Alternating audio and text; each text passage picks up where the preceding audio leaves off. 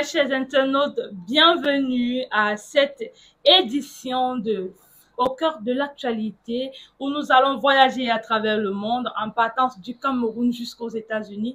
Nous quittons au Cameroun avec le phénomène des microbes qui a sévi à Yaoundé, l'attaque de Boko Haram dans l'extrême nord du pays, la visite du directeur de la gendarmerie française au Cameroun, le départ du Rwanda de la CEAC et le départ des troupes de Wagner au Mali. Nous allons en Russie avec la négociation de paix entre l'Ukraine et le Kremlin. Nous finissons aux États-Unis avec les manifestations contre l'immigration. Merci de nous rejoindre dans cette édition. Je suis sur le plateau avec Monsieur Nguesse pour cette présentation, où nous aurons en face de nous le président Bandakani qui va analyser cette actualité avec vous. Donc, je vais dire bonsoir au président Bandakani. Bonsoir, Madame Charlotte Djengele. J'aime les voix féminines. Et je mets un point d'honneur à ce qu'elles soient représentées sur nos plateformes. Je suis content de vous avoir en face de moi. Je salue les techniciens, votre co-intervieweur, nos internautes, abonnés, qui n'ont pas cessé de nous suivre depuis que nous avons lancé cette aventure qui avance à grands pas, mais dont nous sommes conscients, qu'il y a de l'immensité, des efforts et du travail qui reste à faire. Vous êtes président du nouveau mouvement populaire. Je préfère ce titre. Vous êtes homme politique camerounais et de ce quoi vous êtes panafricaniste. C'est toujours un plaisir de vous avoir. Nous connaissons votre agenda assez chargé, mais vous réussissez à trouver du temps pour nous donner votre analyse sur certains sujets qui meuvent l'actualité mondiale. Comme j'ai annoncé au départ, je suis sur le plateau accompagné d'un charmant monsieur que je vais nommer ici, monsieur Ghislain Nguesse. Bonsoir, camarade. Bonsoir, madame Djengele. Vous dites que je suis charmant. J'espère que ce n'est pas de l'ironie. En tout cas, je prends ça pour argent comptant. C'est toujours plaisant de savoir qu'on est charmant. Et je voudrais vous redonner la politesse en indiquant que vous êtes très bien habillé ce jour, madame Charlotte Djengele. Je profite aussi pour dire un bonjour au président Bandakani, qui, comme toujours, dégage un charisme présidentiel qui n'est pas contagieux, malheureusement. J'aurais bien voulu qu'il me contamine, monsieur le président. C'est les conséquences des marchés que je gagne un marché au cabinet civil, semble-t-il. Monsieur le président, les factures, monsieur le président, les factures ne vont nulle part. Mais il faut demander à ceux qui... de la diffamation, en tout cas. Ben, écoutez, il faut les comprendre. Hein. À défaut d'arguments, on diffame. On diffame, mais ça ne nous effraie pas. Bien sûr, monsieur le président. La lutte, c'est aussi une bonne présentation de soi. C'est important, monsieur le président. Qui traduit l'espérance, la foi qu'on a en un Cameroun meilleur. En un Cameroun meilleur, à une Afrique totalement libre et débarrassée de toutes les formes d'impérialisme, et puis à une espèce humaine réconciliée avec elle-même et libérée de toute forme d'oppression. Nous avons hâte que ça se mette, monsieur le président. Nous avons hâte. On y est. Ça a commencé, on y est, le processus s'accélère. C'est ça le processus panafricaniste. Bien sûr, je comprends votre question parce que les forces réactionnaires, les forces rétrogrades, très nombreuses sur le continent, constituées par les fils même de l'Afrique, freinent des quatre faire ce mouvement, mais en vain. Voilà. Donc, c'est un processus irréversible. Tous les traîtres africains, là, en millions, qu'on puisse les compter, ne peuvent pas freiner ce processus. Merci, Président, d'être disponible pour nous. Je vous en prie. Président Bandakani, l'actualité nationale a été marquée par un fait troublant. La ville de Yaoundé a été contrainte à une suffocation brève du fait de l'action des microbes. Suffocation. Ouais, on va appeler ça comme ça parce que ça a mis la population en difficulté. Non, je suis d'accord, vous l'avez là suffoqué. Ce 6 juin 2025, en effet, des individus munis d'armes blanches ont sémé le désordre et la panique dans un contexte de criminalité organisée dans le 2e arrondissement de la ville de Yaoundé, plus précisément au marché Mokolo. Président, nous avons connu ici déjà les effets de cette organisation, c'est-à-dire les microbes qui se déploient en bandes armées pour agresser, sémer la terreur, la panique au milieu de la population camerounaise. Déjà, les autorités avaient manifesté leur volonté de mettre fin à cette organisation. Je pense même que vous avez fait des sorties par rapport à sa présence. Est-ce que vous êtes inquiet de l'éventualité d'une nouvelle manifestation de ce phénomène criminel, ou alors vous êtes plutôt satisfait de la prompte réaction des autorités sécuritaires de la ville? Ben, je voulais d'abord témoigner ma solidarité à l'égard de toutes les victimes de ces voyous, de ces criminels. Beaucoup de nos concitoyens de la ville de Yaoundé ont subi les affres de cette criminalité organisée. Donc, je voudrais qu'elle reçoive ici toute la solidarité du NMP et des panafricanistes, n'est-ce pas? Ça, c'est ma première réaction. La deuxième réaction, dans le fond, pour aller dans le fond de votre question, l'apparition de tels phénomènes, au-delà des considérations générales, qu'on balance souvent facilement à savoir, oui, c'est le lot quotidien de toutes les grandes villes, c'est les conséquences de l'urbanisation, etc. Toutes ces considérations générales ne peuvent pas, bien qu'elles soient vraies, ne peuvent pas justifier ce que moi j'appelle un manque d'anticipation des forces de sécurité et de maintien de l'ordre. Manque d'anticipation qui se traduit par le fait que si on prend le cas de la ville de Douala, où il y a eu des complicités structurelles entre l'administration, les éléments des forces de sécurité et les microbes à Douala. Ça, c'est plus un débat, c'est établi. Et le fait que des brebis galeuses commencent à être très nombreuses dans nos forces de sécurité et qu'une certaine mentalité ambiante qui considère que la corruption est une norme, la volonté d'extorquer l'argent à tout bout de chemin, la volonté de s'enrichir à tout bout de chemin est une norme, et que les dysfonctionnements liés à la nomination à des postes stratégiques de nos forces de sécurité dans leur démembrement régionaux,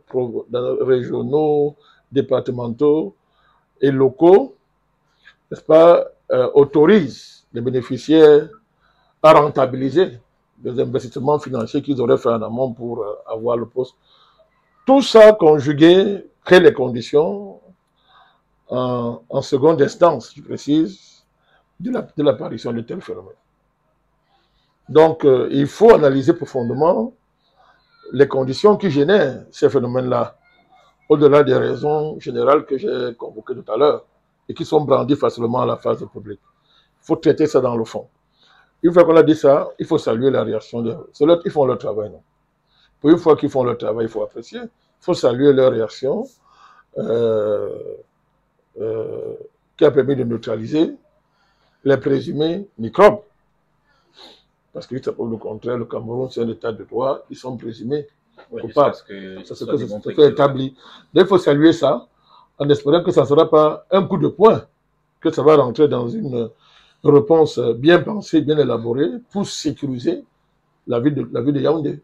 Président Bandakani, vous avez tout à l'heure dénoncé les mentalités de certaines personnes douteuses qui ont infiltré les forces de l'ordre de notre pays. Est-ce que vous pensez que ce phénomène peut être organisé jusqu'à un certain niveau?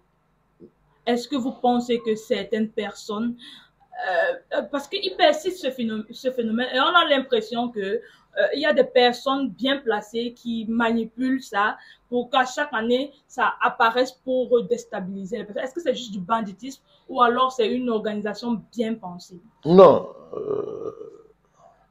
Notre pays a son lot de phénomènes de délinquance, de banditisme et de criminalité. Dans un contexte de pauvreté généralisée, cette situation fait le lit d'un phénomène de ce genre. Ça, c'est une évidence, c'est clair. Mais une chose, c'est le banditisme, c'est de la criminalité. Autre chose, c'est les liaisons qui peuvent se faire à un moment donné entre ces phénomènes-là et les stratégies de déstabilisation du pays dans la perspective de la lutte pour la succession du président. C'est un fait. Ça s'est vu ailleurs, où les l'apparition de tels phénomènes a précédé le renversement des principaux dirigeants d'un régime. C'est pas nouveau, on a vu ça. Bon, si on prend le cas d'Haïti, avec le phénomène qu'on a appelé les tontons Makoto à un moment donné.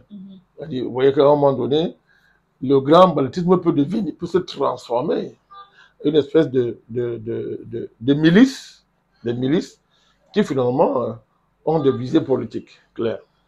On n'est pas à l'abri d'un tel phénomène. Moi, ça me rappelle les années 90,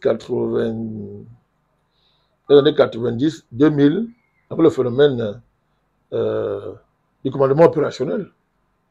Ça avait commencé comme ça dans la ville de Yaoundé à un moment donné, où des bandits attaquaient les diplomates. Bon, on avait constaté que c'était évident d'ailleurs que ce n'était pas du banditisme simple. C'était du banditisme géopolitique. Parce que quand vous attaquez les diplomates, c'est pas donné.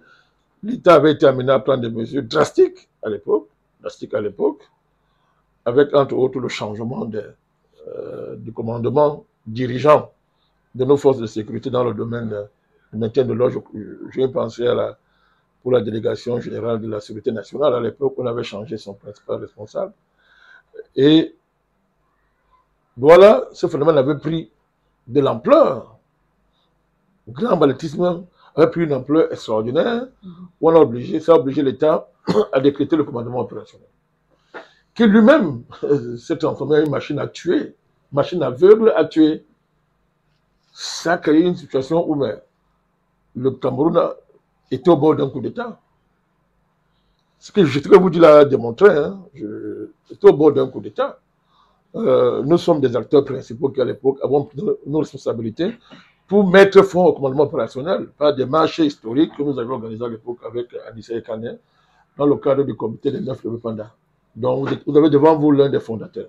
Et Monsieur le Président. Attendez, je vous en prie. Oui. Donc, il est très facile dans des contextes politiques comme le nôtre qu'il y ait une mutation, ou bien une fusion, un croisement, n'est-ce pas, du phénomène de grand banditisme, n'est-ce pas, et banditisme politique et géopolitique. Président, votre analyse nous amène à nous interroger sur un fait. Vous avez énoncé ici que des changements ont été faits dans les années 90 à 2000, voilà. Nous avons connu ce genre de phénomène. Est-ce que vous pensez que les autorités camerounaises, au vu de la persistance de ce phénomène-là, ont jusqu'au bout épuisé les possibilités de mettre fin une fois pour toutes à ce phénomène criminel? Bon, je crois pas. Je pense que ce phénomène est structurel parce que le passé l'a démontré. Il y a des liens souvent entre les éléments importants des forces de sécurité et les grands bandits.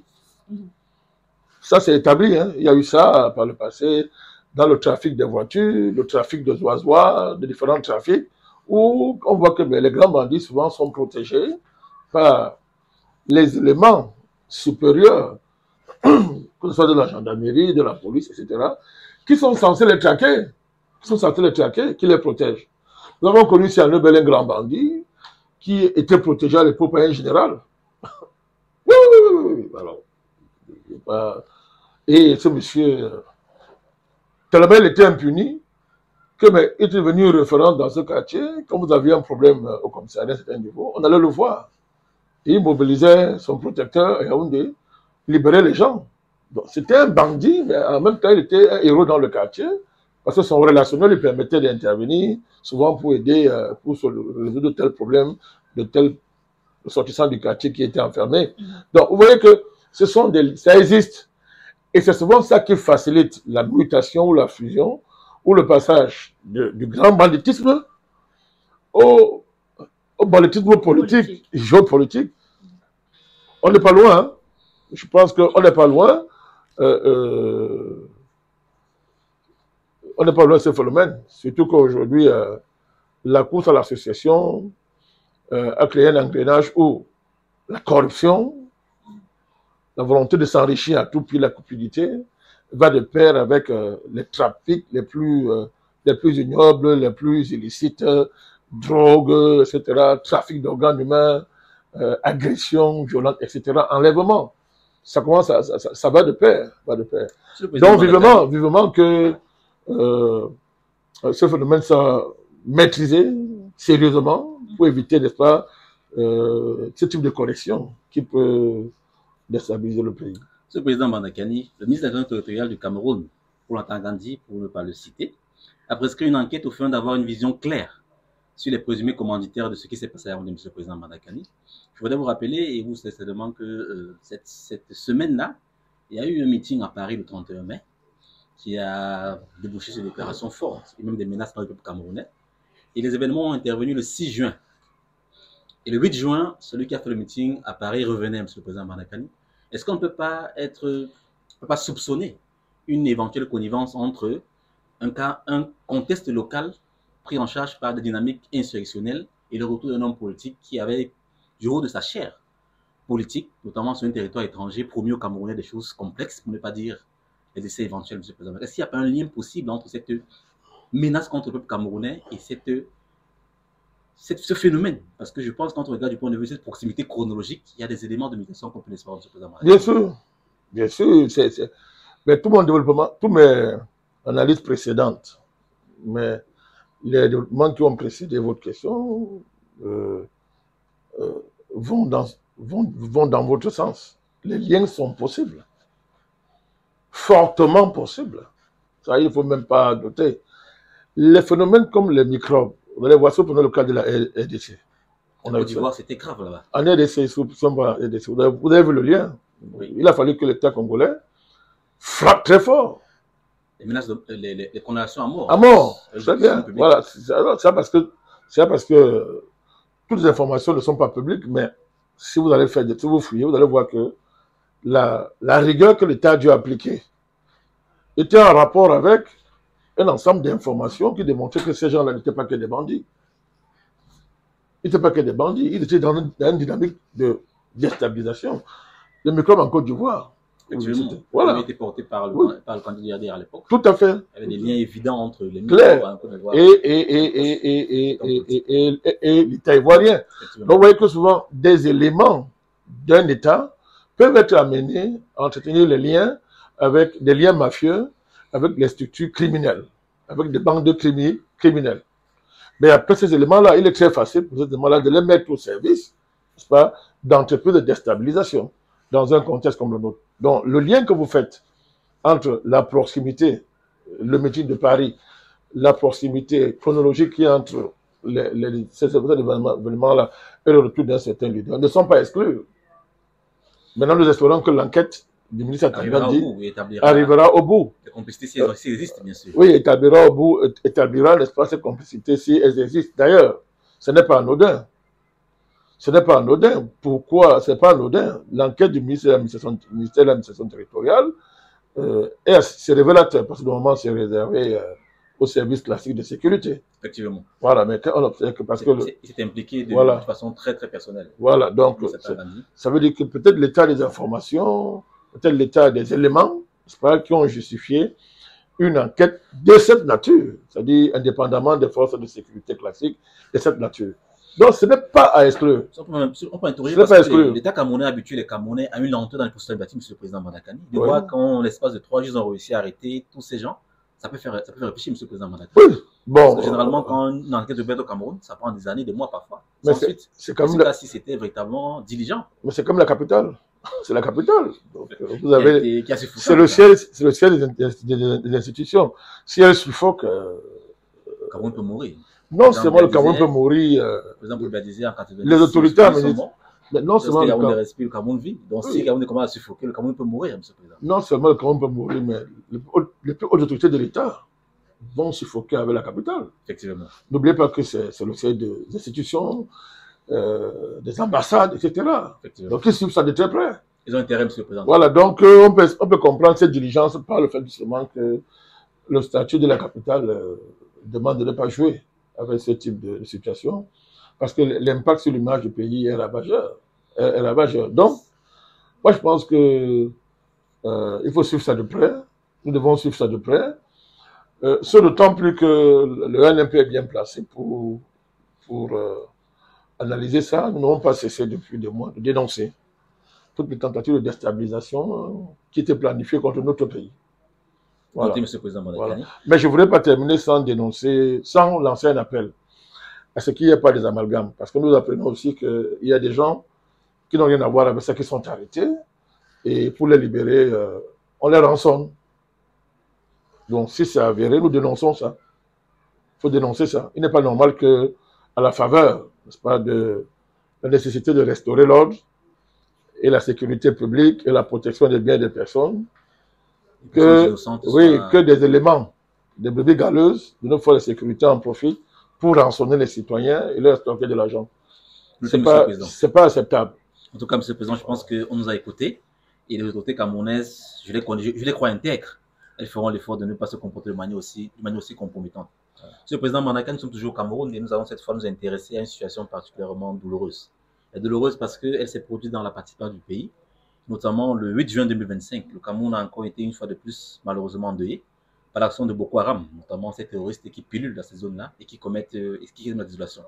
En effet, 4 soldats ont été tués lors d'une attaque menée par les terroristes de Boko Haram dans la région camerounaise de l'extrême nord. A-t-on appris de sécurité fiable? L'attaque s'est déroulée dans une localité située à proximité du lac Tchad et de la frontière du Nigeria, notamment dans le département du Logon-Ishari. Les hommes lourdement armés, membres présumés de Boko Haram, ont attaqué vers 2 h du matin, c'est-à-dire quand les gens dormaient, ils ont attaqué. Le matin, les postes d'avancée de l'armée avec l'aide des drones armés. Cette fois-ci, ils ont utilisé, Monsieur le Président Mandakani, des drones armés.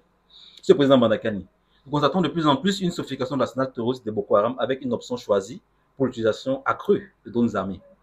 Ces drones sont évidemment produits par les puissances occidentales, parce que ces terroristes, on ne leur connaît pas d'usine de production de drones. Certainement, c'est ce qu'ils ont importé.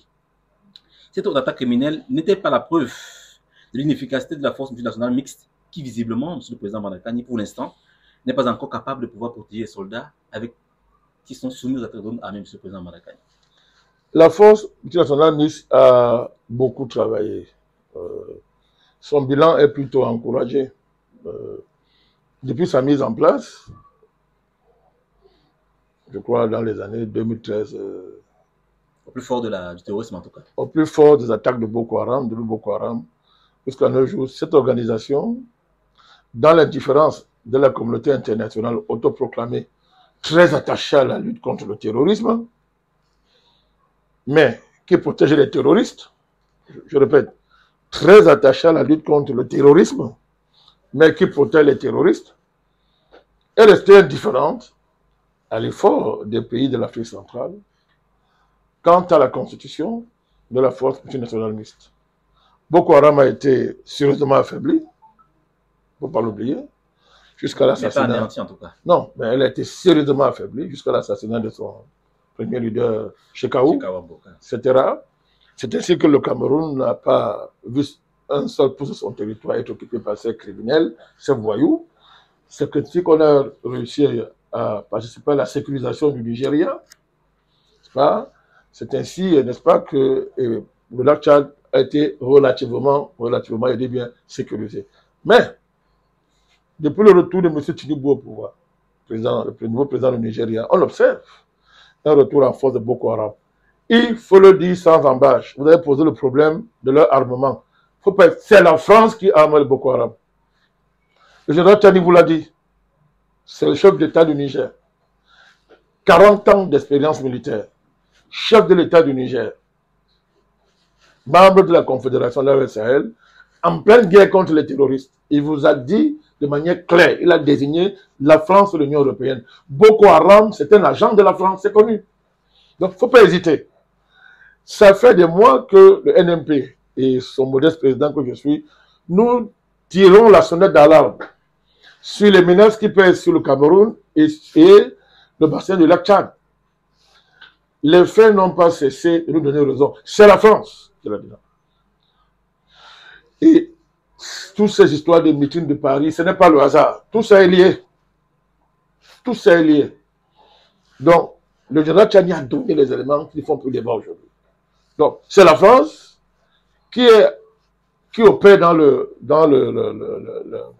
la région du lac Tchad, dans le but d'entretenir, financer, protéger Boko Haram, qui est l'un de ses instruments, c'est pas pour non seulement renverser l'AES, mais aussi anticiper sur la succession du président Biya pour le cas du Cameroun. Donc les choses sont claires. Le pacte entre le Nigeria et la France est connu. C'est connu désormais. On ne va pas faire la film bouche. Là, c'est terminé la diplomatie. Là. C'est clair et net. Il faut appeler chat, chat. Voilà. Président Banakani, après avoir dénoncé, comme vous l'avez fait, les responsables de ces menaces terroristes qui pèsent sur nos pays, est-ce qu'il ne faut pas ici, pour les forces conjointes, de réévaluer la menace afin de pallier une fois pour toutes à ça? Oui, vous avez raison. Mais là encore, il faut tenir compte des réalités stratégiques. Nous ne fabriquons pas les armes. Par exemple, la question des drones. L'Afrique est en retard. L'Afrique subit cette mutation stratégique dans la guerre. Mais pourtant, les panafricanistes n'ont pas cessé d'alerter depuis 15 ans sur la nécessité pour les Africains, de faire la géopolitique. Or, il n'y a pas de géopolitique sans géostratégie.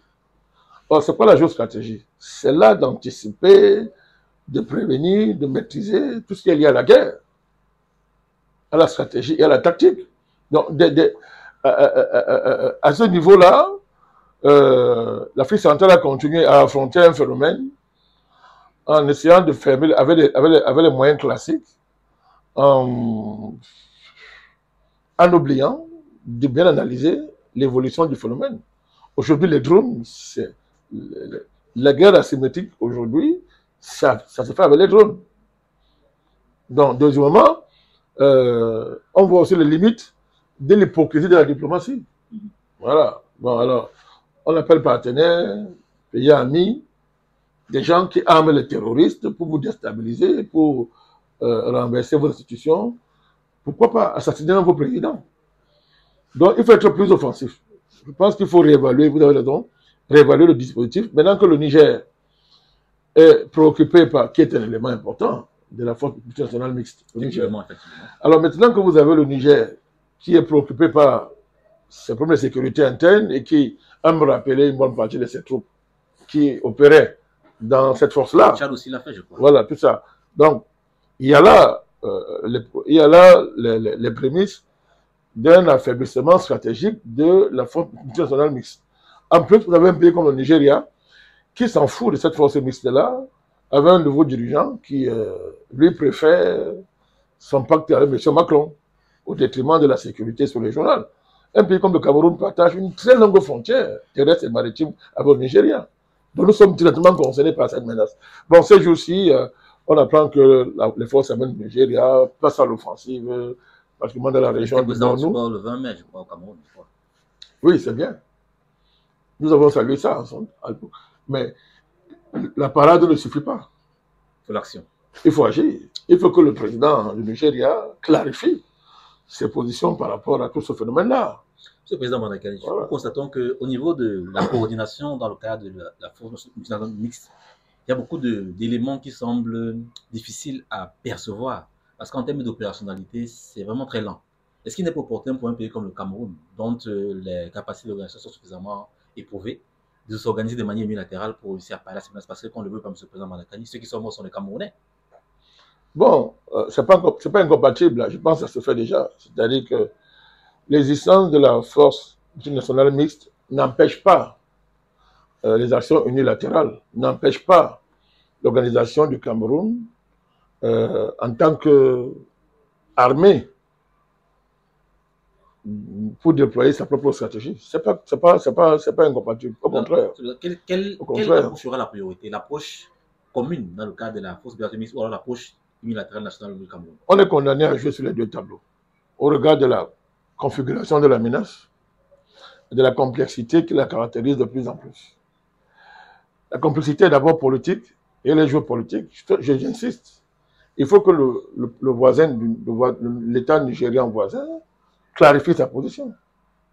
C'est clair. Ce n'était pas le cas avec l'ancien président Boari, je crois. Boari, c'était clair. Je voudrais vous rappeler que depuis qu'il est arrivé à la tête du pays, Tinubu n'a pas visité le Cameroun. Il a ainsi brisé une tradition politique au Nigeria. Pourtant, l'armée camerounaise s'est beaucoup impliquée dans la sécurisation du nord du pays, du Nigeria.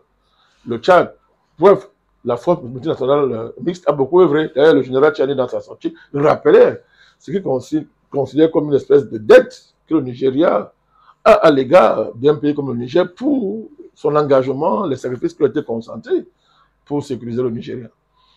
Donc rien ne peut justifier le comportement de M. Tinubu. C'est vrai que les États n'ont pas d'amis, mais rien ne peut justifier ça, de partiser avec Macron pour déstabiliser les pays du pourtour du lac Tchad et même de l'AES. Ça va se retourner contre le Nigeria à terre.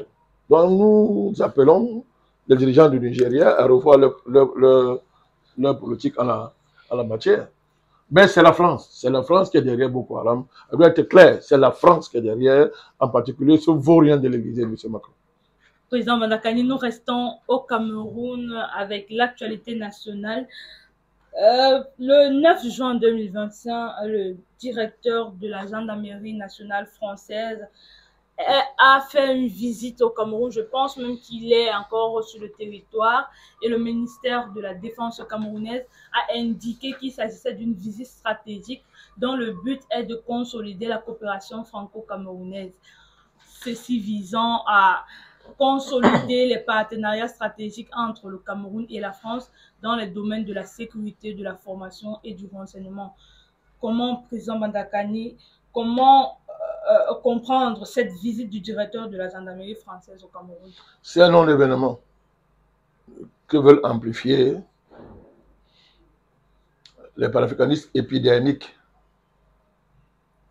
ou bien ceux qui découvrent le panafricanisme à la faveur d'un meeting à Paris, et qu'une fois qu'on a dévoilé qui sont les agents de l'étranger, font feu de tout bois pour essayer de polir leur image et enlever ce qui n'est pas un masque, mais leur nature profonde. J'écoute tout ce qui se dit sur la question, ça m'amuse. Et en votre qualité de panafricaniste, président, que pensez-vous de cette visite? Moi, je suis panafricaniste, vous pouvez me séparer de ça. Donc quand je parle là, c'est le panafricaniste qui parle. Donc je répète, c'est un non-événement. D'abord, de par la structure des partenariats militaires camerounais, ça devait clore le débat. Ceux qui sont un peu informés sur la question rient quand on regarde les réactions, qui relèvent d'une agitation préélectorale visant à donner de la visibilité à des candidats qui n'en ont pas. D'un côté, et de l'autre, je vous l'ai dit, à justifier, comment dire ça, donner du grand amour à la galaxie MRC. Il faut appeler Chancha. Cette mouvance qui, coincée et acculée, pour ce qu'elle est, à savoir un instrument de la France, ramasse tout n'importe quoi pour faire feu de tout bois. C'est un non-événement. D'abord, il s'est auto-invité. C'est à sa demande qu'il est venu. Je rappelle ça. C'est à sa demande. Ce n'est pas le Cameroun qui l'a invité. Ça demande d'approuver, M. le Président. Oui, bon, mais puisqu'il y a des relations bilatérales, est-ce qu'il y a des relations bilatérales qui sont là? Il a demandé à venir, comme le Cameroun fait avec les Américains, avec l'Algérie, le Cameroun fait coopérer avec beaucoup de pays dans le domaine. Et qui participent à ce qu'on appelle, ça passe par la formation, les exercices militaires conjoints, etc. Bon, est-ce que pourtant ça veut dire que nous sommes sous tutelle algérienne ou sous tutelle américaine? Donc c'est un non-événement.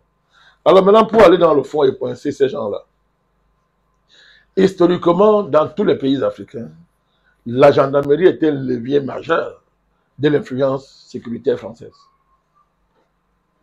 Donc, j'invite ces gens à aller voir si depuis la création de la gendarmerie camerounaise à aujourd'hui, si la France a encore la même mise sur notre gendarmerie comme c'était le cas hier. Il ne faut pas prendre la posture de politesse diplomatique pour la soumission à la France. Vraiment, ça fait rire. C'est amusant. Ce monsieur a été reçu par le ministre de la Défense. Oui. Alors écoutez, même pas par le Premier ministre, même pas par le secrétaire général. Ça veut dire que, je ne parle même pas du président, ça veut dire quelque chose. Quand on commence à parler de rapports néocoloniaux, etc., au niveau diplomatique et protocolaire, ça n'aurait pas été ça. Ça n'aurait pas été ça. Donc, les dispositifs protocolaires qui ont géré cette visite parlent plus que tout. Parlent plus que tout.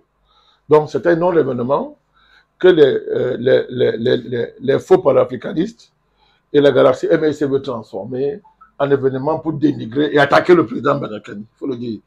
Tu dis que voilà, tu dis que Paul Biya Boko a, le pays s'est émancipé de la France, voilà. Ce n'est pas à travers la visite d'un directeur gendarmerie qu'on évalue les rapports de force entre l'État. Attendez, au niveau militaire. Ce n'est pas à ce niveau-là. Qu'on nous donne des éléments.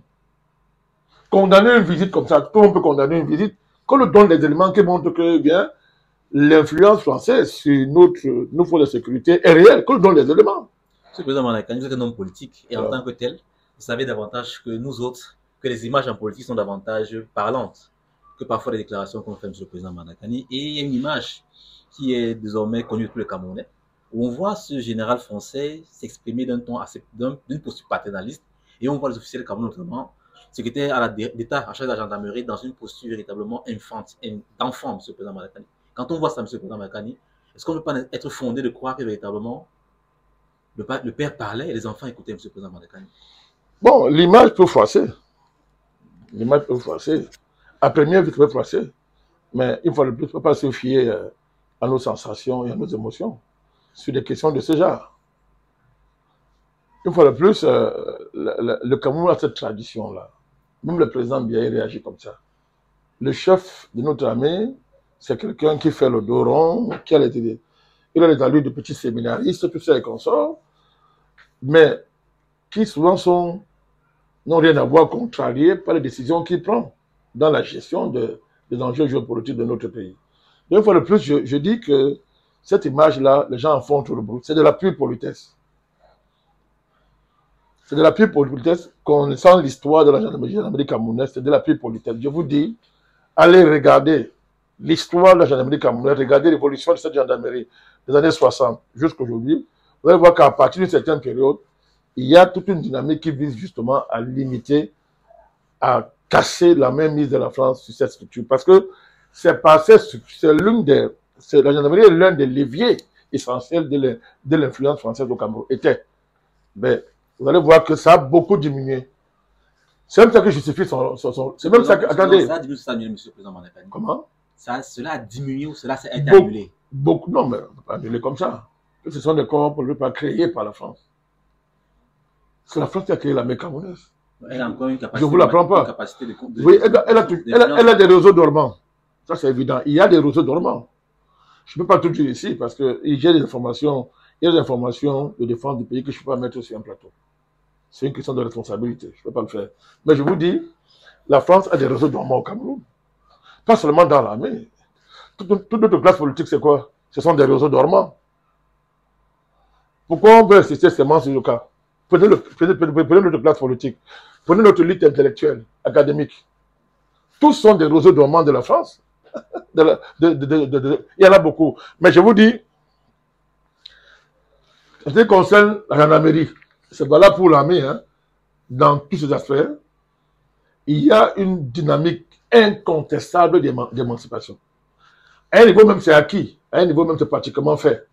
Les accords de défense Cameroun-France ont été totalement reconfigurés dans le sens d'une émancipation claire et nette.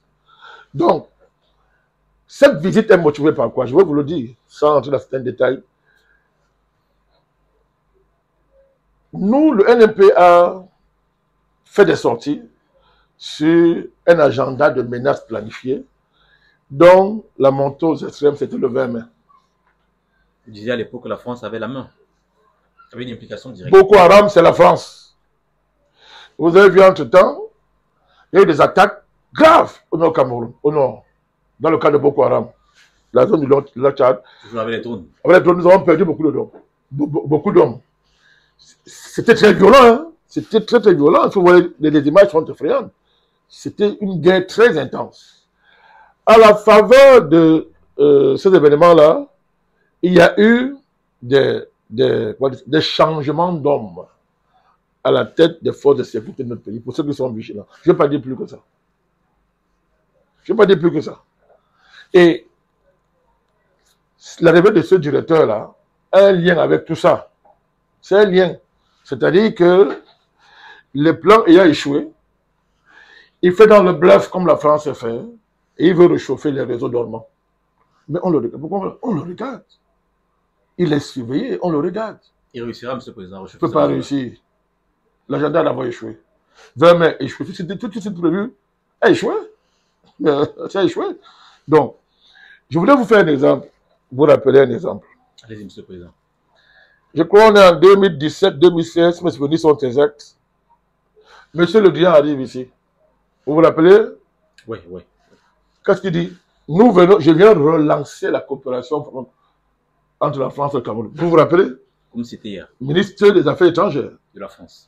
Il dit, je viens relancer. Mais on relance ce qui est cassé. On relance ce qui est en arrêt. Il est venu. Pourquoi il est venu? Parce que on avait une fois de plus encore attrapé la France, mais dans le sac, dans le nozo. Et à l'époque, nous avons fait une sortie au palais de ça. Mais dans le sac. Et quand il est arrivé ici, on a dit vraiment c'est fini, la fin, machin. Mais quand il a tourné le dos, Bolloré a été chassé du port. Vous vous rappelez? Le doigt là, en tout cas. Le port de Douala. Bolloré a perdu le port de Douala. Or, c'était un des enjeux de sa visite. Mais à l'époque, quand il est venu ici, le président bien devait aller en Russie. Ben, je donne des faits. On n'est pas des réactions épidémiques des Tintins. Hein? Vous savez que il y a des bandits, quand on le poursuit, lui aussi commence à crier bandit, bandit, bandit, bandit. On le poursuit, il commence à dire bandit, bandit, bandit. La galaxie du MRC et tous ces panafricanistes de circonstances sont coincés. Il faut qu'ils enlèvent l'image d'agents de l'étranger qui, c'est la nature. Donc, ils font feu de tout bois. Nous vous donnons des faits avec des arguments. Je vous dis, M. Le Drian est venu à l'époque, tambour battant. Qu'a fait le président Biya? Alors que nos délégations étaient déjà en Russie. Et qu'on savait que le président devait aller en Russie, le président est resté pour accueillir le Drian. Ça a fait à l'époque lever le bouclier. Comme ce qu'on voit là. Qu'est-ce qu'on n'a pas dit? Moi-même à l'époque, j'étais choqué.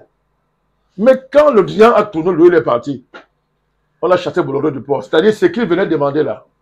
On lui a refusé. On le lui a refusé poliment, mais fermement. Donc le Cameroun a cette habitude-là. Cette habitude de respecter les formes tout en étant ferme sur le fond. Je donne des faits, on ne parle pas en l'air. Bolloré, c'est un... Qui peut contester ça? Mais je me rappelle qu'à l'époque, c'était le même bruit qu'à l'époque, j'avais été attaqué. Hein. À l'époque, oui, Balakani, voilà, tu dis que, voilà, il a refusé d'aller en Russie pour recevoir M. Le Drian. C'est un pion de la France. Puis voilà ton président et tout, et tout, et tout, et tout. On est resté calme. Pourtant, les gens qui le faisaient étaient des soutiens de Bolloré. Monsieur Kamto soutenait Bolloré à l'époque, vous vous rappelez? Silencieux dans les combats qu'on menait pour Bolloré. Au contraire, cette galaxie-là. Mais ils ont sauté sur l'occasion pour faire le procès. C'est la même chose qu'ils sont en train de vouloir faire avec ce petit directeur de gendarmerie-là. Petit directeur de gendarmerie qui arrive, il est général, ça fait quoi? C'est un petit directeur de gendarmerie qui arrive, il faut le bruit, quelqu'un s'auto-invite, on le reçoit. Le président Bazakani, est-ce qu'on va s'attendre, comme pour le coup de M. Le Drian, non, je vous donne des faits. À un autre fait marquant? On n'a pas besoin. On n'a pas besoin.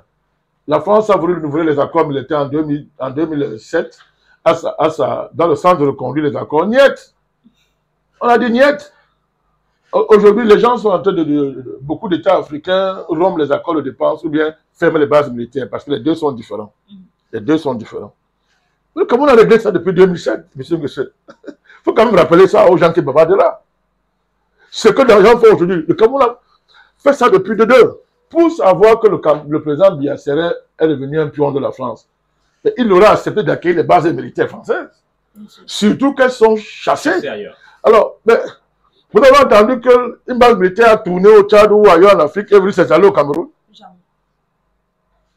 Je vous dis que c'est la galaxie là, des panafricanistes des circonstances, qui veulent revêtir le manteau du panafricanisme, qui veulent faire le brouillot tout d'un événement pour salir un processus qui est incontestable. Et pour attaquer le NMP et son président, en disant que voilà, tu ne dis rien. Ok, je donne des faits. Les faits sont là. On n'évalue pas ça. L'impact de cette visite, monsieur Nguesse, on ne peut pas l'analyser sur le prisme de l'image là. Il y a des réalités qui sont là. Le Cameroun n'habite pas de base militaire française. Si le monsieur Biya était un pion de la France, ça serait comme au Bénin. ou au Sénégal ou ailleurs, Côte d'Ivoire. en Côte d'Ivoire, mais ici, il n'y a rien. Il y a problème militaire. Je termine. Pour montrer la mauvaise foi de tous ces gens-là. Est-ce que parce que, par exemple, les pays de l'AES renouent avec le Fonds monétaire international, par exemple, font des accords avec la Banque mondiale, est-ce que parce qu'un pays comme le Mali, par exemple, renoue sa relation avec l'Allemagne, ça veut dire qu'ils ne sont plus panafricanistes? Du tout, du tout. Alors, de quoi est-ce qu'on parle alors? Vous voyez comment les gens ne sont pas sérieux? Et vous voyez que dans cette dynamique-là, les gens qui amplifient l'événement, vous avez les grands défenseurs de l'AES et du Mali. Les grands défenseurs.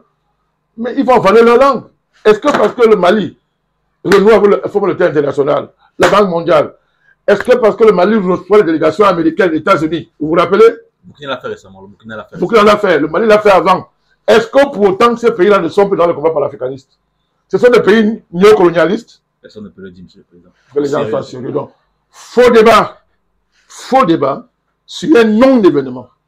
C'était une visite gratuite, monsieur le président, vous le dites. Mais la femme voulait se faire voir. Il est venu faire ça justement pour que les gens bavardent. C'est un non-événement. Notez, monsieur le président Mandakani. Voilà. Nous allons avancer, monsieur le président Mandakani. Cette fois-ci, nous allons aller du côté de la CEAC, une organisation que vous connaissez éternellement, la Communauté économique d'État de l'Afrique centrale, monsieur le président Mandakani. En effet, le 7 juin, la conférence des chefs d'État du gouvernement de la CEAC a prolongé d'une année supplémentaire le mandat du président équato-guinéen, son Excellence Théodore Obiang Nguema Zogo, à la tête de l'organisation en question, alors que Kigali, le Rwanda notamment, devait prendre la présidence tournante de l'organisation en question, monsieur le président. Cette organisation a été pour le Rwanda la goutte d'eau qui a débordé le vase. Et en conséquence, Kigali, le Rwanda notamment, s'est retiré de la communauté en question, dénonçant une dérive de cette organisation en faveur de la RDC, sur fond de conflit dans l'est de la RDC. Dans un communiqué qu'il a rendu public, Kigali a notamment déploré en ces termes. Le Rwanda déplore l'instrumentalisation de la CEAC par la RDC avec le soutien de certains pays États membres. Cette dérive s'est une fois de plus manifestée lors du 26e sommet ordinaire tenu à Malabo, où le droit du Rwanda à la présidence tournante a été délibérément ignoré pour imposer du dictat de la RDC. Par conséquent, le Rwanda ne voit aucune raison de maintenir son appartenance à une organisation dont le fonctionnement est désormais contraire à ses principes et à son utilité. Pour le ministre des Affaires étrangères, M. Olivier Nduhungirehe, il est incroyable et inacceptable de constater qu'alors que les diplomatiques sont en cours entre Kigali et Kinshasa, la RDC continue de se plaindre dans toutes les organisations régionales et internationales en accusant le Rwanda de ses propres turpitudes, sans parler de réclamer à corps et à cri des sanctions contre le Rwanda. Comme le rappelle M. le président Mandakani, que déjà en janvier 2025, dans un communiqué rendu public, la CEAC indiquait qu'elle déplore l'occupation de la ville de Goma et demande le retrait immédiat du M23 des territoires occupés illégalement. Elle a ensuite appelé également au retrait immédiat des forces de défense rwandaises du territoire congolais pour créer les conditions d'une stabilisation de la vie dans cette localité, y compris la normalisation du fonctionnement de l'aéroport de la ville de Goma. Monsieur le président Mandakani, la CEAC vient visiblement non seulement de violer éhontément ces textes, mais regarde impassible le départ d'un de ses membres lésés dans ses droits, du point de vue statutaire bien sûr. La CEAC ne commet-elle pas une erreur grave en sacrifiant l'obligation statutaire de promotion de l'intégration sous-régionale sur l'autel de la solidarité affichée envers la RDC qui serait victime d'une crise sécuritaire, M. le président Mandakani? Est-ce que la CEAC n'a pas choisi la RDC en liquidant le Rwanda? Je crois entendre un média impérialiste, pro-rwandais. M. le président, le Rwanda des droits qui ont été violés visiblement, M. le président. On n'a violé aucun droit du Rwanda.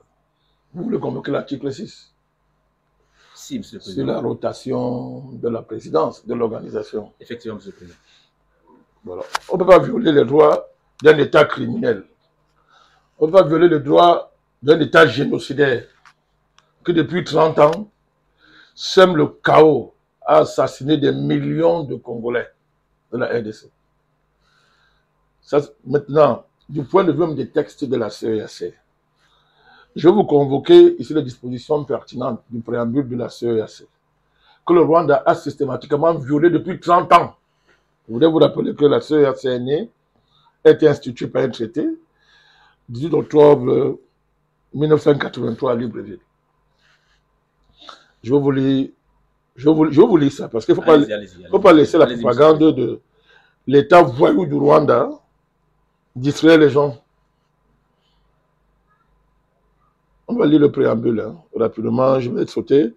Écoutez, désirait de renforcer le caractère démocratique et l'efficacité du fonctionnement des institutions communautaires afin de leur permettre de mieux remplir dans un cadre institutionnel adapté les missions qui leur sont confiées, résolu à mettre en œuvre une politique étrangère et de paix et de sécurité commune, y compris la définition progressive d'une politique de défense commune qui pourrait conduire à une défense commune, conformément aux dispositions de l'acte constitutif de l'Union africaine, du protocole instituant le Conseil de paix et de sécurité CPS de l'Union africaine et des autres textes et dispositifs pertinents adoptés au niveau continental africain et régional d'Afrique centrale.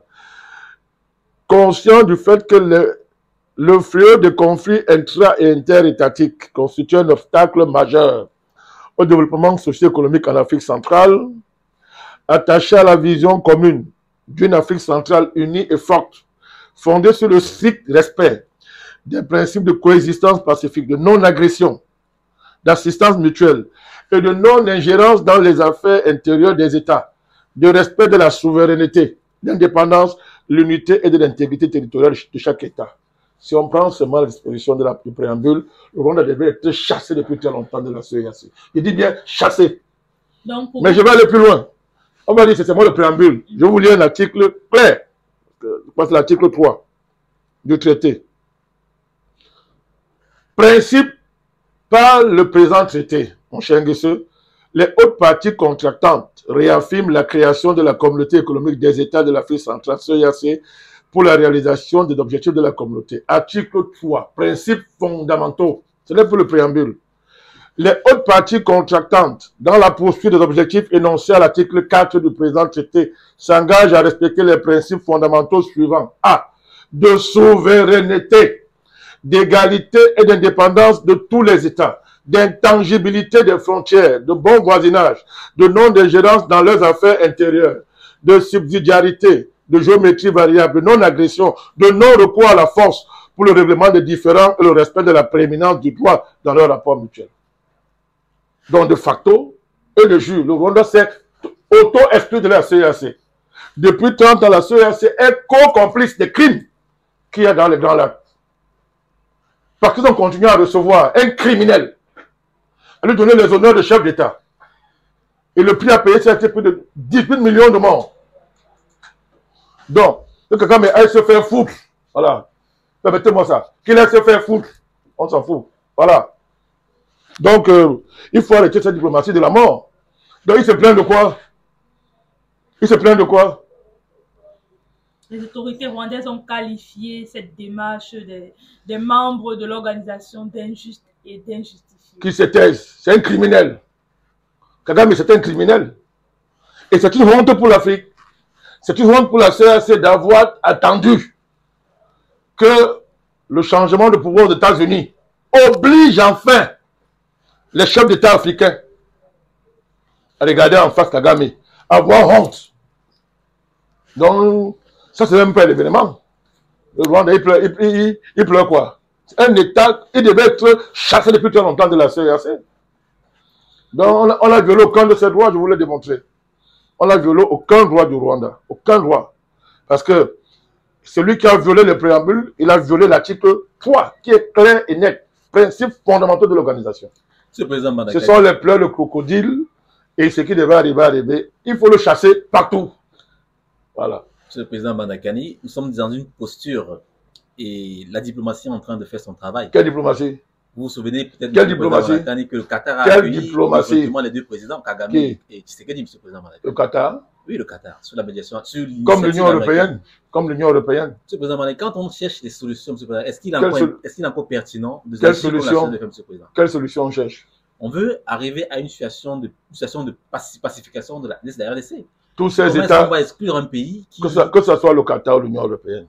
Ce sont les États qui recyclaient les minéraux de la mort et du sang. Vous savez que l'Union européenne a signé un accord. L'Union européenne a signé un accord avec Kagame. L'accord le plus honteux. C'est public, tout le monde l'accord le plus honteux, non, c'est pas seulement public. C'est l'accord le plus honteux de ce début du XXIe siècle. Le plus honteux. C'est-à-dire que c'est comme à Gaza. La même chose.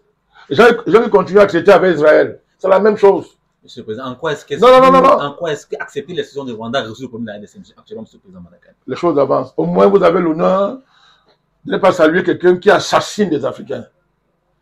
Vous prenez au moins position. Comment fait le Burundi? Et d'autres États qui peut-être en coulisses n'ont pas accepté de donner de l'honneur à ce criminel. Vous ne pouvez pas recevoir quelqu'un, lui donner les honneurs, enlever le chapeau dans les réunions continentales, alors que depuis 30 ans bientôt, je vous dis, c'est près de 20 millions de morts. Je ne sais pas si vous vous rendez compte. 20 millions de morts. Ne me parlez pas du Qatar. Le Qatar est dans tous les crimes, dans ce monde-ci. Le Qatar, c'est quoi? Le Qatar, c'est un État appendice de l'État profond américain. Kagame a été porté par qui? Par les Bill Clinton, l'Obama. C'était qui l'a mis au pouvoir sur la base du génocide de 1994. Et nous savons qu'aujourd'hui, l'élément déclencheur du génocide, c'est le fait qu'on ait abattu l'avion du président Habyarimana. Tous les indices montrent que c'est M. Paul Kagame qui l'a fait. Mais il est protégé. Et tous ceux qui, dans son entourage, ont voulu dire la vérité, Kagame les a tués. C'est connu, c'est plus un débat. Les rapports sont là, le document existe, tout est là. Donc, vous voyez qu'on est devant quelqu'un qui est un engin international dans les mains de la communauté internationale criminelle, qui a assassiné 18 millions d'Africains, et vous demandez, n'est-ce pas, qu'au nom de la paix, pour chercher la solution, il faut parler avec lui. Depuis qu'on parle avec lui, ça a changé quoi? Ça a changé quoi? Dois-je vous rappeler les accords de Nairobi? Les accords de Luanda? Qui les a boycottés? Qui les a piétinés? C'est un État paria. Il faut le mettre au banc de la communauté africaine. Donc moi je trouve que c'est la seule n'a même rien fait. Il faut le mettre au banc de la communauté africaine. Et que les gens constituent, que l'Afrique envoie des troupes en RDC pour défendre les principes de l'Union africaine, les principes de la CEAC, de toute l'organisation sous-régionale. Que de laisser l'affaire aux mains des Américains et venir faire ce qu'ils font là maintenant. Là. Ils n'ont même pas honte. C'est une honte pour l'Afrique. C'est une honte pour l'Afrique, la fête de la RDC là. Et mieux vaut tard que jamais. Oui, Président Madakani, nous allons avancer dans notre programme. Nous allons faire un arrêt au Mali. Quelqu'un tue des millions d'Africains, il faut le supplier, lui donner les honneurs. Mais qu'il dégage, qu'il dégage. Voilà. Qu'il dégage. Nous partageons votre déception du comportement de certains chefs d'État d'Afrique. De l'Afrique. C'est une honte. Parce qu'on aurait pu éviter ça. On aurait pu éviter ça. C'est toujours très douloureux de perdre des frères, président. Ouais. 18 millions de morts. 18 millions de morts. Monsieur le Président, prenez votre verre d'eau, s'il vous plaît. Je vous en prie. Kagame vous a mis dans des états. Non, mais j'ai une pensée pour ces millions de morts et pour le fait que nous avons longtemps dénoncé le colonialisme, l'esclavage, et qu'on puisse se taire devant un colon à la peau noire qui est fier de tuer les Africains. On l'appelle grand chef d'État, que l'économie du Rwanda est prospère. Mais les négriers africains étaient prospères. Hein? C'est incroyable. Nous restons dans notre programme au cœur de l'actualité. Et cette fois, nous allons faire un arrêt au Mali où les groupes paramilitaires, je veux dire, le groupe paramilitaire russe Wagner vient d'annoncer la fin de sa mission et son retrait du pays, affirmant ainsi que sa mission est accomplie. Président Madakani, nous avons vu ce groupe être critiqué par beaucoup de personnes, mais célébré de façon héroïque autant pour moi, par les populations de l'AES en général et surtout vous qui avez apprécié que cette fois, un groupe qui pouvait collaborer de façon claire avec un pays, mettre ses pieds en Afrique, plus dans le sens du colonialisme. Président, est-ce qu'avec le retrait du groupe Wagner au Mali, est-ce qu'on peut penser à un risque de revitalisation des terroristes dans la région du Sahel maintenant que Wagner qui a été qualifié comme leur bête noire est en train de quitter le territoire? Mais avant, je voudrais revenir sur le dossier de la CEAC. Je voudrais rappeler que, vous vous rappelez, Kagame a répondu quoi à ceux qui à l'époque lui avaient demandé de quitter, avaient condamné, lui avaient demandé, devant les différentes résolutions des Nations Unies, etc., qu'ils aillent en enfer. Vous vous rappelez? Il avait dit ça, Monsieur le Président. Oui. Il a dit ça au Rwanda. Il a dit qu'ils aillent en enfer. Donc, ma réaction, vous voulez lui retourner ça? c'est tout, vous n'avez rien compris. Kagame est en enfer aussi. Non, j'ai dit plus tout à l'heure, j'ai dit qu'il allait se faire foutre. C'est noté, Monsieur le Président. Voilà. Je ne sais pas si c'est plus grave que d'envoyer les gens en enfer. Mais il avait dit ça à tous ceux qui ont dit qu'ils aillent en enfer. Make them go to hell. Allons sur le Mali, Monsieur. Voilà, je voulais rappeler ça parce qu'on va dire que le président Malakali s'est fâché. J'ai le droit de me fâcher et de remettre ce monsieur à sa place. Voilà, c'est trop de caresser un criminel comme ça. Donc, pour revenir au Mali, le départ de Wagner, la fin de la mission de Wagner est dans la norme des choses. Parce que je voulais rappeler que la mort de son fondateur et du principal dirigeant, Prigogine, la mort, je ne dirais pas plus. J'ai seulement fait un geste, je n'ai rien dit. On va mettre ça entre guillemets. Voilà, sa mort. Vous nous obligez à réfléchir ce geste-là, Monsieur le Président. Vous ne m'y prendrez pas cette fois-ci. Voilà. Tout à l'heure, vous m'avez dit de prendre mon verre d'eau, j'ai pris. Mais vous vous arrêtez là. C'est mieux, Monsieur le Président. Parce qu'on voilà. Donc, j'étais en train de dire donc, que sa mort mis entre guillemets a conduit à une réorganisation du dispositif russe dans ce type de mission. Et on a remplacé Wagner par Africa Corps, je crois. Voilà, Africa. Donc, mais les choses sont claires. Hein. On a changé le nom, la mission est terminée, mais rien n'a bougé. Tout est en place, les troupes, les instruments, tout est en place. Donc, c'est juste un changement de nom, c'est un changement administratif, c'est tout. Il n'y a rien de fondamental. À l'époque, nous avions appelé à la wagnérisation de tout le continent africain. Mais Président, nous voulons quand même interroger un fait. Est-ce que le fait de changer, le fait pour l'entreprise Wagner de changer de nom en... Non, ce n'est pas l'entreprise Wagner, c'est la Russie qui a changé. En devenant Africa Corp. Le dispositif. Est-ce que... Parce que Wagner, tout en étant une société privée, paramilitaire si vous voulez, avait des contrats avec le ministre de la Défense russe. Je voudrais vous rappeler que le Mali n'a jamais reconnu de présence de Wagner.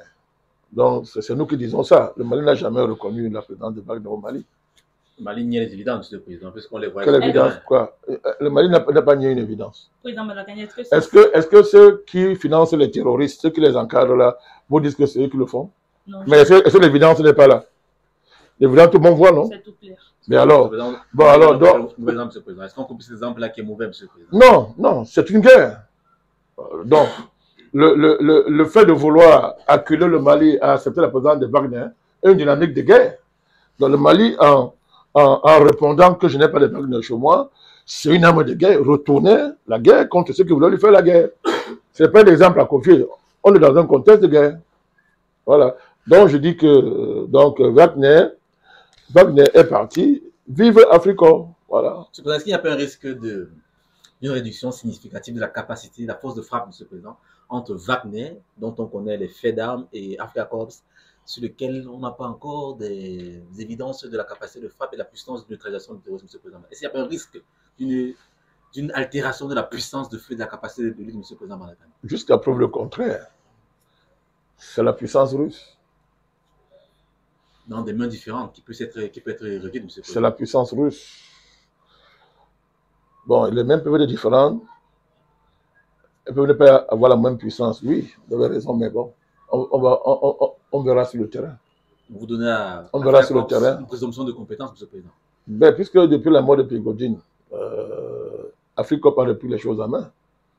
Que ce soit sur le Mali n'est pas le seul théâtre où ces forces-là opèrent. Je crois qu'elles opèrent aussi en Ukraine et ailleurs, sur d'autres théâtres.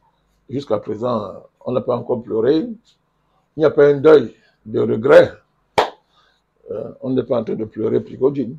Voilà. Monsieur le Président Malakani, de plus en plus, l'armée malienne, notamment parce que l'état-major, annonce de manière assez triomphale d'ailleurs des victoires sur le terrain. Est-ce qu'il y a cette victoire est la conséquence d'une coaction intéressante entre les forces maliennes et ces milices dont on parle, Monsieur le Président? Ce sont les forces maliennes qui font la guerre, qui sont en première ligne. Wagner, même étant ce que vous appelez Wagner, appuyé, apporter un appui, mais c'est la même alliance qui fait la guerre. Et sa montée en puissance est incontestable. Malgré la propagande criminelle de l'État criminel français, la vérité est claire. La vérité est claire que la montée en puissance de l'armée malienne est incontestable. C'est valable pour l'AES, c'est valable pour la Confédération. Notez, Les résultats sont là. Donc, on peut donc se satisfaire déjà de l'effort consenti par Wagner et espérer que dans les années et les mois à venir, cela continuera comme tel. Bien sûr. Que véritablement le terrorisme soit totalement détruit. Les terroristes soient éradiqués du par Mali, le terrorisme. Du Mali notamment. De toute l'Afrique subsaharienne. C'est au Mali, c'est la zone de 3 frontières, Niger, Burkina, Mali, mais aussi à l'Afrique centrale, dans le lac Tchad. Effectivement, M. le Président Madaka. M. le Président Madaka, nous allons évoluer dans cette émission et nous allons notamment nous arrêter sur une question qui a souvent fait l'objet de votre préoccupation, M. le Président Madaka. Il s'agit évidemment de ce qui se passe entre la Russie et l'Ukraine. M. le Président Madakani, le président Donald Trump, quand il était candidat à l'élection présidentielle américaine, avait fait la promesse de résoudre en 24 heures seulement le conflit entre la Russie et l'Ukraine. Désormais, il est président des États-Unis et on constate avec beaucoup de joie d'ailleurs pour certains que son administration a réussi à obtenir des négociations de paix directes entre la Russie et l'Ukraine, notamment la ville d'Istanbul en Turquie, a déjà 2 séries de négociations entre ces partenaires de manière directe.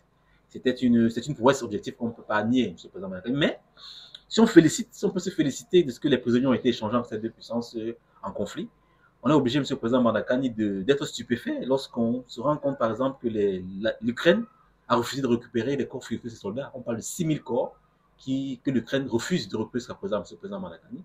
Et c'est suffisamment délicat pour les familles qui sont endeuillées, parce qu'elles ont là elles voient, n'est-ce pas, là, la difficulté à pouvoir, n'est-ce pas, avoir leurs proches, et de faire le deuil comme cela se veut dans les traditions ukrainiennes, M. le Président Madakani.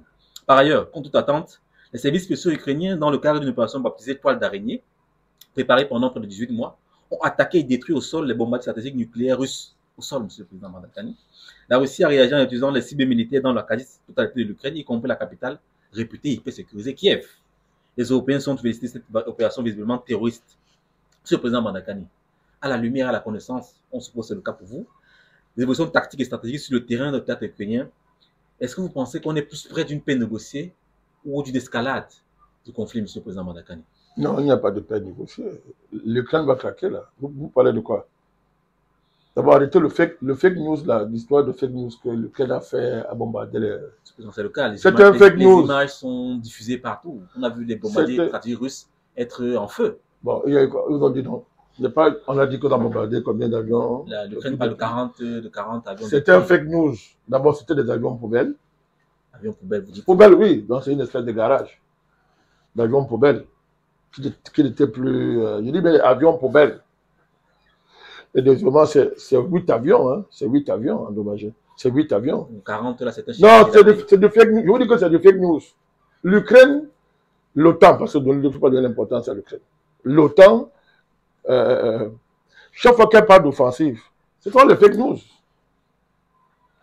Et toujours chaque offensive de l'OTAN, vous voyez comment ça finit? Par une véritable défaite de l'armée otanesque. Donc, la Kursk a été le territoire... Bon, Kursk est l'exemple parfait. C'est le dernier exemple, en fait. Voilà. Bon, maintenant, la vraie offensive, c'est la riposte russe. Et Kiev est en train de craquer, là. Actuellement, là, c'est grave. C'est grave. Zelensky, maintenant, veut rencontrer Poutine. Poutine n'a plus le temps. Tu veux dire que dialogue direct, c'est lui qui dit ça maintenant, là. Poutine n'a plus le temps. Il ne faut pas suivre les fake news. Les Occidentaux sont en train d'inventer un genre de guerre dans le monde. C'est-à-dire victoire par fake news. C'est-à-dire que tu perds un territoire, tu dis que tu as gagné. On abandonne un territoire, tu prends, tu dis que tu as fait, c'est la libération du territoire. L'Ukraine n'a remporté aucun combat depuis que la guerre s'est commencée. C'est-à-dire aucun.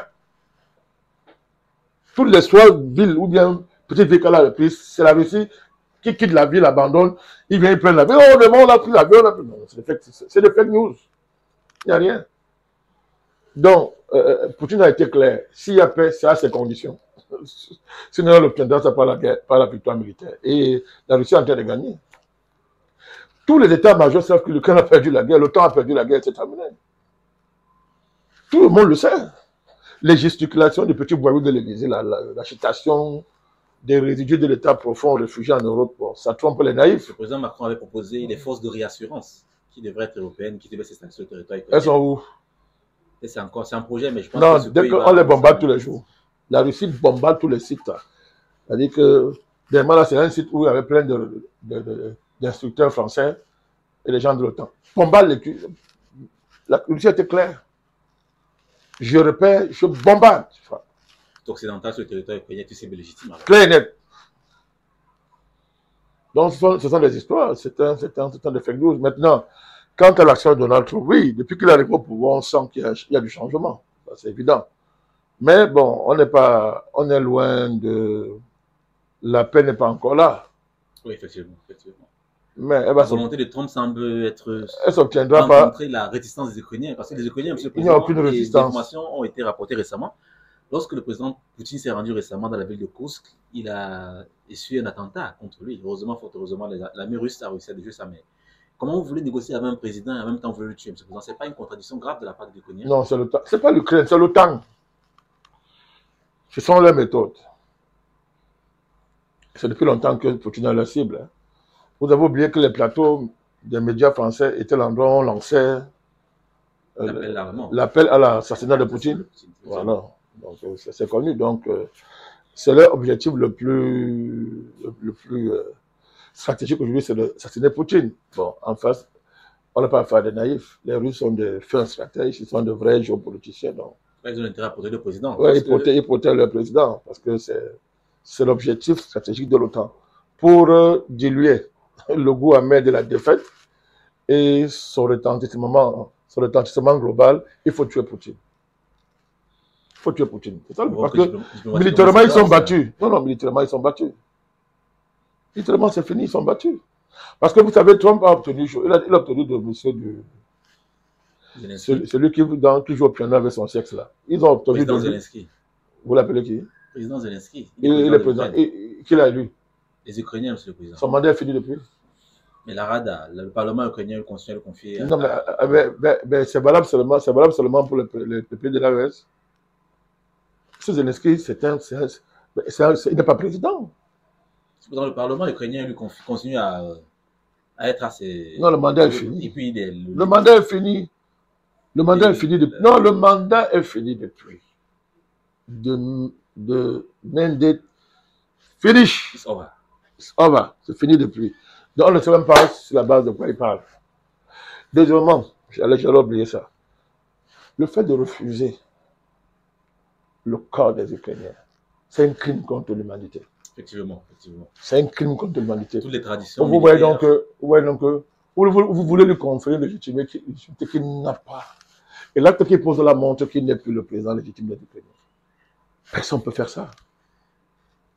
Refuser de prendre le corps de tes compatriotes. 6 000. Alors, parce qu'il ne veut pas indemniser. Hein? 2, parce que, comme il truc les statistiques, alors on va le prendre au mot. C'est un crime contre l'humanité. C'est plus qu'un crime de guerre, ça. Ça fait partie de l'accord d'Istanbul. Alors, c'est plus que, même s'il n'y a pas d'accord, c'est plus qu'un crime de guerre. Vous ne pouvez pas refuser de prendre le corps de vos compatriotes. Mort pour la patrie. Mort pour la patrie en plus. Voilà, donc tout ça montre que c'est un voyou. C'est un voyou en plus. Un détourneur, il vole tout l'argent. Il est devenu multimilliardaire à la faveur de la guerre, pendant que son pays suffoque. Lui, il fait que s'enrichir. Donc, on a affaire à une opération de crimes contre l'humanité.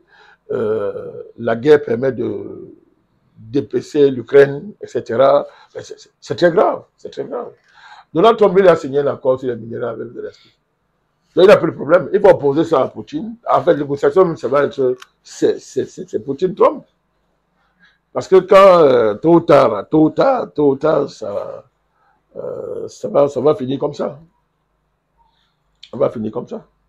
Président Banakani, nous allons rester avec Donald Trump cette fois en atterrissant aux États-Unis comme destination finale.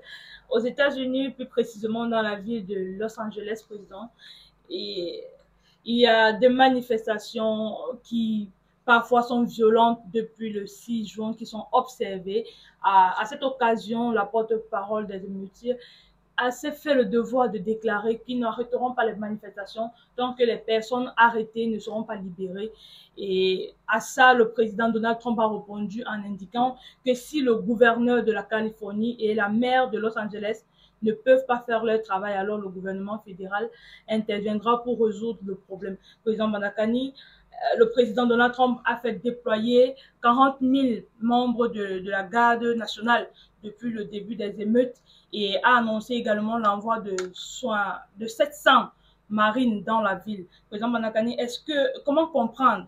Est-ce qu'on assiste là à l'opposition féroce de l'application de ce qui a constitué même le programme d'application du président Donald Trump aux États-Unis? Est-ce qu'on assiste là à une ferme opposition du premier point qu'il a mis en avant pour cette campagne qu'il a fait président?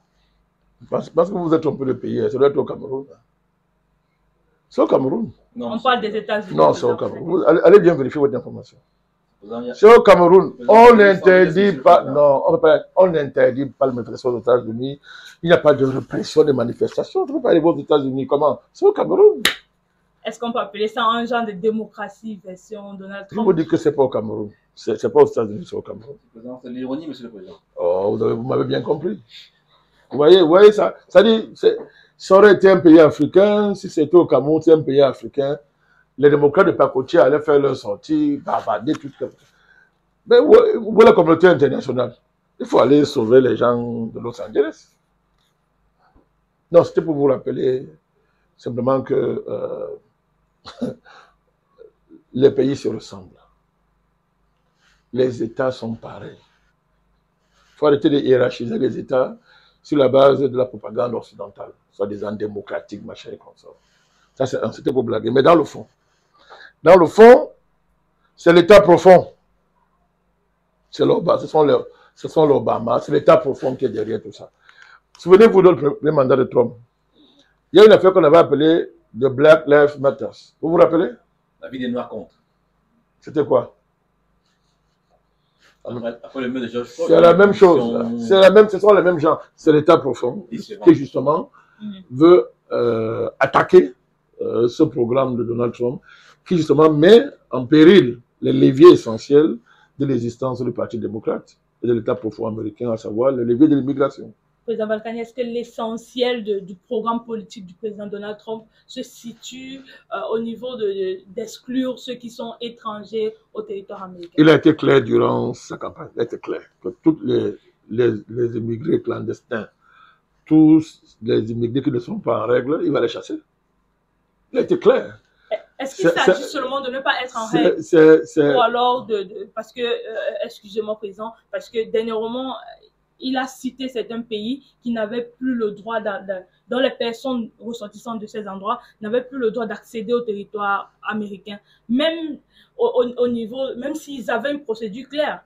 Est-ce qu'il s'agit seulement de personnes... Il a ses arguments. Il a ses arguments. Et c'est quand même l'État américain qui décide en dernière instance qui peut entrer aux États-Unis ou pas. Donc, s'il y a une réglementation, il peut la modifier, puisqu'il a été élu sur la base d'un programme. Donc, il a été clair. Le principe, c'est que pas de migrants clandestins. C'est ça le principe. Maintenant, on peut étudier les dossiers cas par cas. On peut évaluer, faire des recherches, examiner et voir si ça correspond, n'est-ce pas, à la nouvelle réglementation ou aux nouvelles conditions qui sont implémentées par Donald Trump dans le cadre de sa politique. Mais dans le fond, je reste dans le fond. L'immigration est un levier essentiel dans la guerre que se mène le mouvement de Trump, Make America Great Again, et les démocrates, la MAGA et les démocrates. Je préfère parler de MAGA parce que le Parti républicain n'est pas constitué seulement des partisans de Trump. Il y a un résidu là qui s'oppose à lui, il doit être 15% comme ça, 15 ou 20%, qui ne partage pas ta politique, tout à l'État républicain. Mais MAGA a réussi à conquérir le parti. Mais un des leviers essentiels de ce mouvement, c'est l'immigration clandestine. L'immigration, et particulièrement la frontière avec le Mexique. C'est un des leviers essentiels et c'est l'une des promesses phares des campagnes de Donald Trump. Les midterms, ça arrive, il faut qu'ils donnent des résultats. Et quand on observe les manifestations, on a la facilité de croire que les manifestants viennent plus de ce côté-là. Je vous dis que c'est l'État profond. C'est l'État. C'est pareil, c'est la même chose qu'ils avaient fait avec le Black Lives Matter.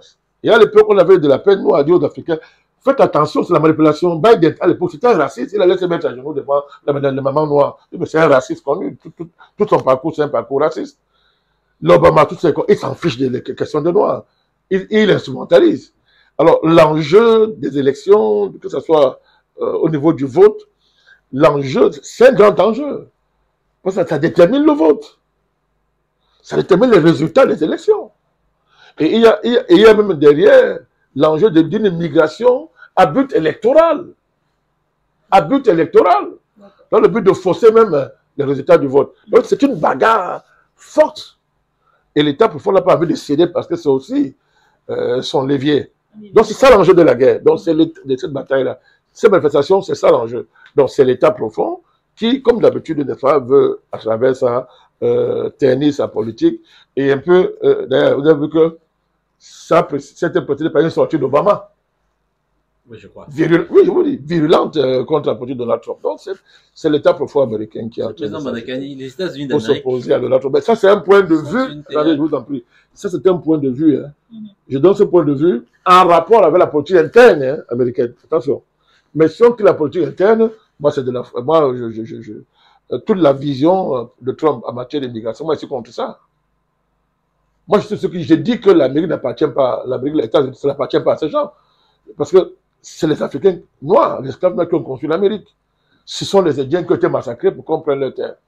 Donc, du point de vue, si les Américains, si les États-Unis n'étaient pas un État cynique, criminel par essence, son rapport à l'immigration et particulièrement son rapport aux Noirs ne devait pas être celle-là. Parce que quand Trump convoque l'esprit pionnier, il exalte la suprématie blanche dans son discours. C'est contraire à l'histoire des États-Unis, qui s'est constituée comme nation par le travail des Africains. Je ne parle même pas des immigrés. Quand on parle d'immigrés, ce n'est pas surtout les Africains. C'est-à-dire, dans le fond, l'immigration, l'esclavage a précédé ça. C'est les esclaves qui ont construit les États-Unis. Donc, de manière fondamentale, c'est leur pays. Donc, il faut voir, ma position sur cette question a deux dimensions. Il y a la dimension interne aux États-Unis. Et on se connaît. Moi, je suis contre l'État profond. Et j'ai soutenu Donald Trump pour ça. Et voilà, chacun comprend au niveau mondial pourquoi il fallait que Donald Trump arrive au pouvoir. Effectivement. C'est clair. Mais maintenant, du point de vue externe, du point de vue panafricaniste, la politique américaine en matière d'immigration est raciste. Elle est raciste. Il y a une immigration qui est la bienvenue, c'est l'immigration blanche. WAPS. Parlons comme ça. C'est vrai, ça a évolué. C'est vrai, ça a évolué avec les latinos comme là. Mais de manière fondamentale, la bonne immigration qu'on célèbre, c'est l'immigration WAPS. Ça se voit même dans la question des visas. Tout à l'heure, vous avez parlé de l'interdiction des visas. Mais on a vu la moyenne d'interdiction. Vous allez voir les pays africains là, on est à 65% de refus de visas. En moyenne, hein. Par contre, les blancs, les WAPS là, c'est moins de 10%. C'est du racisme. C'est clair, c'est du racisme. Donc, on célèbre ça, mais quand il s'agit d'une immigration qui n'est pas celle-là, on diabolise, on essaye d'isoler l'Amérique de son histoire et de ce qu'elle doit au monde. Ce qu'elle doit au monde, on essaie d'isoler. Tout ça, ce sont des politiques dépassées, n'est-ce pas? Et ça renseigne sur le niveau de dégringolade des États-Unis et les fondements de ce pays dont le processus est enclenché. Monsieur le Président, vous l'avez dit si bien, Monsieur le Président Mandakani, les États-Unis, c'est une terre d'immigration. Elle a été construite par les immigrants et c'est la sueur des immigrants qui ont permis qu'elle soit la puissance qu'elle a été. Et outre cela, Monsieur le Président Mandakani... Les esclaves n'étaient pas les immigrants. Il faut distinguer les deux. Les esclaves n'étaient pas les immigrants. Parce que quand on parle d'immigrants, il parle des Européens qui ont fui l'Europe à cause des guerres de religion entre autres pour aller s'établir aux États-Unis. Ils se sont établis en génocidant les Indiens. Oui, effectivement. Mais après, c'est les esclaves qui ont construit cette affaire-là. Les esclaves. La sueur, bien sûr. Très bien. Donc, c'est pas la même chose. Maintenant, les descendants d'esclaves, quand ils émigrent, on dit qu'ils ne sont pas qualifiés pour venir s'installer aux États-Unis. Monsieur le Président Mandakani, je voudrais m'interroger parce que... C'est une injustice historique gravissime. Qu'il faut réparer selon vous. Bien sûr, ça va être réparé, c'est évident. C'est noté, Monsieur le Président Mandakani. Ouais. Je m'interroge parce que, Monsieur le Président Mandakani, le président Trump est présenté comme étant celui qui dont l'administration a eu une politique d'expulsion des immigrés suffisamment médiatisée. Mais quand je prenais cette émission, je me suis rendu compte que l'administration Obama elle-même, sur son magistère, a procédé à des expulsions massives. Et dans les conditions concrètes actuelles, c'est qu'il me revient que ceux qui sont expulsés sont des personnes qui ont déjà été juridiquement contraints à l'expulsion. C'est-à-dire qu'ils sont passés par un processus judiciaire qui a débouché sur leur expulsion du pays. Ce sont eux que Trump veut faire partie. Mais pourquoi est-ce que donc l'État de Californie, n'est-ce pas, s'oppose à la personne de la loi par ses juridictions propres, M. le Président Madakaly? Pourquoi ils le font? C'est un État spécial d'abord. On n'a oublié ça. C'est un État woke, c'est l'État le plus avancé dans le processus démocrate incarné par Obama et les autres, tel que cette dynamique a façonné les États-Unis avec l'émergence de la culture wokisme. Le wokisme, les politiques d'inclusion, etc. La Californie, c'est le laboratoire. C'est le laboratoire de la dégénérescence des États-Unis. Donc, on comprend qu'ils sont à première ligne contre Donald Trump. C'est ça. Et Trump avait déjà averti dans son discours de campagne comment en fait, l'immigration, en fait, c'est l'importation de criminels, oui, d'assassins, de brigands. La plupart se laissent dans des dynamiques essentiellement criminelles. Voilà. Mais qui ne sont pas identifiables. Mais tout ça est construit. Tout ça est construit. C'est une construction.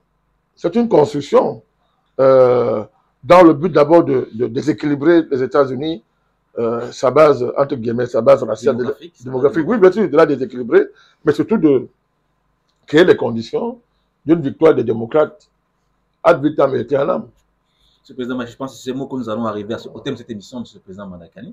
Nous avons été très heureux de vous avoir pendant tout ce temps. Vous avez évidemment, comme votre habitude, fait un tour du monde cognitif et analytique pour apporter votre lumière sur des sujets d'actualité suffisamment intéressants. Nous avons voyagé, Monsieur le Président Madakaly, à partir du Cameroun, arrivé au Rwanda, arrivé à RDC, au Mali, en Russie, et même aux États-Unis, M. le Président Madakaly. Donc, merci, M. le Président Madakaly, d'avoir été nous pendant tout ce temps. Et nous espérons vous avoir pour la prochaine, plus de éditions, M. le Président Madakaly, d'édition. Nous aussi dit merci. C'est la tradition de nos plateformes. M. le Président, c'est normal. Nous vous dit merci à toute l'équipe de production qui, une fois de plus encore, a mouillé le maillot pour que nous puissions poser cette émission de manière aussi qualitative. Merci particulièrement à Mme Djengele qui est avec nous. Merci pour le service rendu, Mme Djengele. Nous allons terminer en disant merci. Appui à nos internautes qui, chaque jour encore, prennent de leur temps pour nous écouter attentivement. Nous prenons rendez-vous pour la prochaine édition, si Dieu le veut, dans très bientôt. Merci encore, très cher.